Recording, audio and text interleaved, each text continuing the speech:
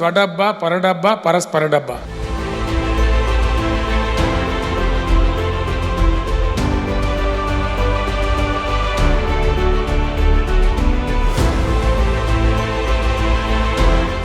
జనసేన 11 ఏళ్లు పూర్తి చేసుకుని 12వ ఏట అడుగు పెడుతున్న సందర్భంగా జరిగిన ఆవిర్భావ సభ మొత్తం జనానికి బోర్ కొట్టించింది. సభకు వచ్చిన వాళ్లు, టీవీ చూసిన వాళ్లు కూడా పవన్ స్పీచ్ తలనొప్పి తెప్పించిందని తిట్టుకున్నారు. సభ యావత్తు విపరీతమైన పవన్ కళ్యాణ్ భజన, పవన్ సొంత డబ్బా, 100% స్ట్రైక్ రేట్, మెగాస్టార్ కుటుంబ భజన కార్యక్రమంలా కొనసాగింది. సుదూర ప్రాంతాల నుంచి వచ్చిన పవన్ అభిమానులు, జనసేన కార్యకర్తలు చివరికి తిట్టుకుంటూ ఇంటిబాట పట్టారు. 9 నెలల కూటమి పాలన గురించి గాని, తన భవిష్యత్తు ప్రణాళికలు గాని, పిఠాపురం అభివృద్ధి గురించి గాని, పార్టీ భవిష్యత్తు గురించి గాని ఒక్క ముక్క మాట్లాడకుండా కేవలం తన గురించి తాను మరోసారి సొంత డబ్బా కొట్టుకోవడానికి పవన్ ఈ వేదికను పూర్తిగా వాడుకున్నారు. పిఠాపురంలో జనసేన ఆవిర్భావ సభపై పార్టీ కార్యకర్తలు, సామాన్య జనం కూడా అనేక అంచనాలు పెట్టుకున్నారు. అందుకు తగినట్లే జనసేన చాలా బాగా జన సమీకరణ చేయగలిగింది. అధికారం ఉంటే ఏదైనా ఎలా సాధ్యమవుతుందో నిరూపించింది ఈ సభ. డబ్బులేని రాజకీయం చేయాలంటూ నినాదం ఇచ్చిన పవన్ కళ్యాణ్ ఈ సభ నిర్వహణకు మాత్రం కోట్ల రూపాయలు ఎందుకు ఖర్చు పెట్టారో, ఎక్కడి నుంచి తెచ్చి ఖర్చు పెట్టారో చాలా మందికి అర్థం కాలేదు. నేను ఎమ్మెల్యే ఎలమంచిలి, కానీ పిఠాపురం ఎమ్మెల్యే గారి తాలూకా. వేదికపై ఉన్న నేతలంతా పవన్ భజన చేసేందుకే సమయం మొత్తాన్ని వినియోగించారు. ఇప్పటం స్టేజ్ మీద మన అధినేతను చూశాను, ఒక వేటకెళ్తున్న సింహంలా కనిపించారు.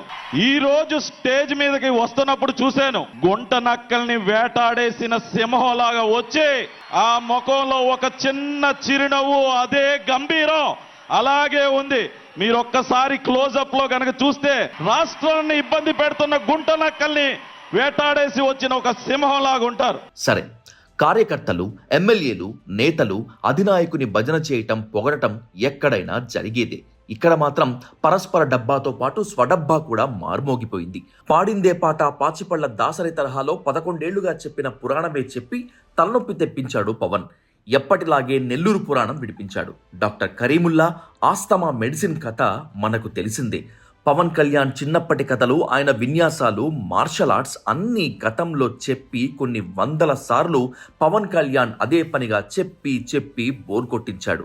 మళ్ళీ తన ఆత్మకథనే ఆవిర్భావ సభలోనూ వినిపించాడు. చంటీలో హీరోయిన్ మీనాని ఎలా పెంచారు, ఇంట్లో నుంచి బయటికి వెళ్లకుండా, మా ఇంట్లో నన్ను అలా పెంచారు. ఈడు బయటికి వెళ్తే ఏమైపోతాడో, సున్నితమైన వ్యక్తి. మా నాన్నంటే భయం, చిన్నప్పుడు చాలా కొట్టేవాడు మా నాన్న. ఆ భయం నన్ను కొట్టింది తక్కువ కానీ మా అన్నయ్యను కొట్టింది ఎక్కువ. అంటే మా నాన్న తిట్లు ఎలా ఉన్నాయంటే చెప్పలేను. కానీ ఈ అర్ధరాత్రి తిరుగులు ఏంట్రా, ఈ సెకండ్ షోలకి వెళ్ళడం ఏంటి, ఏదో హీరో అయ్యావు అయితే అన్ని హెల్ప్ చేసేస్తావా అని తల ఉంచుకొని పైకి వెళ్ళిపోయాడు. ఇక్కడితో అయిపోలేదు. మళ్ళీ ఎప్పటిలాగే మెగా కుటుంబ చరిత్ర, పవన్ కళ్యాణ్ తండ్రి వెంకట్రావు గారి క్రమశిక్షణ, పవన్ డిగ్రీ చదువుకోలేకపోవటం, చిరంజీవి త్యాగాలు, నాగబాబు అందించిన జ్ఞానోదయం, మెగా కుటుంబ కదంబంలా సాగింది పవర్ స్పీచ్. మా నాన్న కోరిక ఏంటంటే, నేను ఇంటర్ చదువుతున్నప్పుడు, అరే నేను డిగ్రీ చదవలేకపోయి, నువ్వు డిగ్రీ చదివి కనీసం నువ్వు ఎస్ఐగా సెలెక్ట్ అయితే నువ్వు కనీసం డిఎస్పీ కంటే కొంచెం పై ర్యాంక్లో నువ్వు రిటైర్ అవుతారు అని చెప్పాడు మా నాన్న. దురదృష్టవశాత్తు నేను డిగ్రీ చేయలేకపోయాను. చాలా చిన్న జీవితాలు మాయి.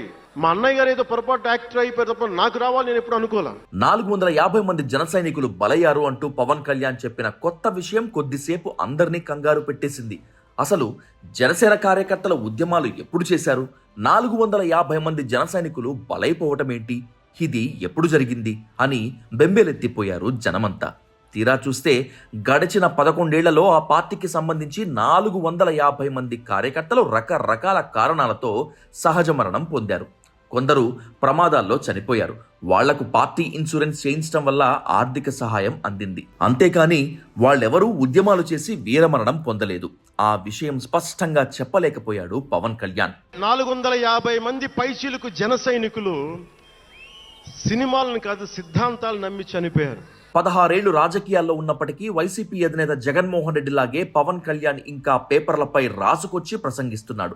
పిఠాపురం సభలో ఆయన ప్రసంగం మొత్తం పేపర్పై రాసుకుని వచ్చి చదివాడు. అలాగే గుంటూరు శేషేంద్ర శర్మ గీతాంజలిలోని ఓ 4 లైన్లు, చివర్లో శ్రీశ్రీ పద్యంతో ముగిసింది పవన్ ప్రసంగం. ఇవన్నీ పవన్ కళ్యాణ్ సొంత మాటలు కాదని త్రివిక్రమ్ శ్రీనివాస్ ఎక్కడి నుంచో ఎత్తి రాసినవని జనం అందరికీ తెలిసిందే. అర్థం కూడా తెలియకుండా పదాలు బాగున్నాయని మళ్ళీ మళ్ళీ అదే చెప్తే జనం నవ్వుకోరా?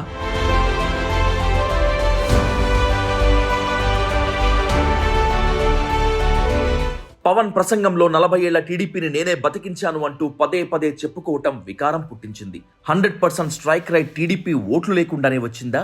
జనసేన కార్యకర్తలను ఉత్తేజపరచడానికి ఇలాంటి మాటలు పనికొస్తాయేమో తప్పితే టీడీపీతో దూరం పెంచుతాయని పవన్ ఎందుకు గుర్తించడు? 40 ఏళ్ల చరిత్ర ఉన్న టీడీపీని ఇది అవమానించినట్లు కాదా? మనం నిలదొక్కుకున్నాం. మనం నిలదొక్కుకోవటమే కాకుండా 4 దశాబ్దాల టీడీపీ పార్టీని కూడా నిలబెట్టాం. ఇంత పెద్ద సభని నాగబాబు ఒక్క మాటతో కంపు చేసి పడేశారు. పిఠాపురం వర్మని వెకిరిస్తూ పవన్ కళ్యాణ్ గెలుపులో నీకు ప్రమేయం లేదని పరోక్షంగా తిట్టిపోశాడు. తద్వారా రగులుతున్న వివాదాన్ని మరింత రాజేశాడు. పిఠాపురంలో పవన్ కళ్యాణ్ గారు అఖండ విజయం సాధించడానికి 2 ఫ్యాక్టర్స్. ఒకటి మన ప్రెసిడెంట్ జనసేనాని పవన్ కళ్యాణ్ గారు అయితే, రెండో ఫ్యాక్టర్ పిఠాపురం జన సైనికులు, పిఠాపురం పౌరులు, పిఠాపురం ఓటర్స్. పవన్ కళ్యాణ్ గారి విజయానికి నేనే దోహదపడ్డాను అని ఎవరన్నా అనుకుంటే అది వారి కర్మ. ఈ 9 నెలల కూటమి పాలన ఎలా సాగింది? ప్రజలకు ఏమేం చేశాం? రాబోయే 4 ఏళ్లలో ఏం చేయబోతున్నాం? తన రాజకీయ విధానం ఏంటి? పార్టీని మరింత బలోపేతం ఎలా చేయబోతున్నాం? తనను గెలిపించిన పిఠాపురం నియోజకవర్గానికి ఏం చేయబోతున్నాం అనేవి పవన్ తన స్పీచ్లో ఎక్కడా చెప్పలేకపోయాడు. జనానికి అర్థం కాని, అవసరం లేని సనాతన ధర్మం గురించి పదే పదే చెబుతూ తాను పూర్తిగా బీజేపీ డైరెక్షన్లో ఉన్నానని విషయాన్ని మాత్రం క్లియర్ కట్గా చెప్పగలిగాడు పవన్ కళ్యాణ్. తమ్ముడి ప్రసంగం చూసి తాను పులకరించిపోయానని ట్వీట్ చేశాడు చిరంజీవి. అట్టర్ ఫ్లాప్ అయిన సినిమా కూడా సూపర్ హిట్ అయిందని చెప్పటం సినిమా వాళ్లకు అలవాటైన పనే కదా. ఈ ఓవరాల్ ఎపిసోడ్ ని మొత్తం చూసి నవ్వుకుంటున్న ఒకే ఒక వ్యక్తి చంద్రబాబు నాయుడు. ఇప్పటికీ ఎప్పటికీ ఎదగని పవన్ కళ్యాణ్ ఇలాగే ఉండాలి అని, స్పష్టత లేని విధానాలతో చిందరవందర రాజకీయం చేస్తూ ఉండాలని చంద్రబాబు నాయుడు గారు మనసులో అనుకుంటూ ఉండొచ్చు.